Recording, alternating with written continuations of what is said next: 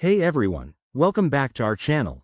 If you're an Apple fan, you know how handy the Apple Watch can be for staying connected and organized. Today, in 2025, we're exploring a cool new feature, viewing your Apple purchases right from your wrist. This update makes it super easy to track what you've bought, check receipts, and manage your spending on the go.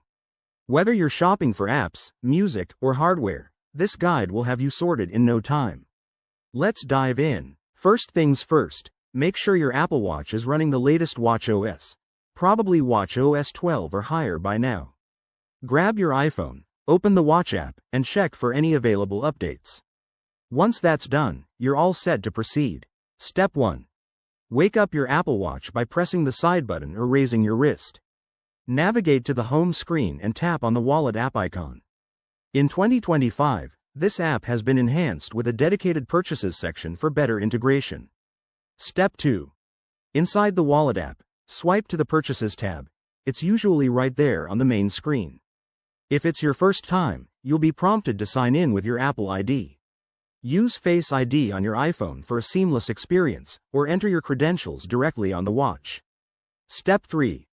Once signed in, you'll see a clean list of your recent Apple purchases.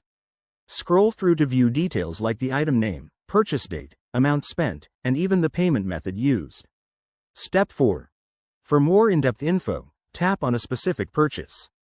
This might show you receipts, allow you to re-download items, or even initiate returns if needed. Plus, with 2025's real-time syncing, any new purchases from your iPhone will appear almost instantly. One pro tip. Use the search bar at the top to filter your history by date, type, or keyword. That's a game changer for busy users. And there you have it. You've now mastered viewing Apple purchases on your Apple Watch. This feature is all about convenience and keeping you in control.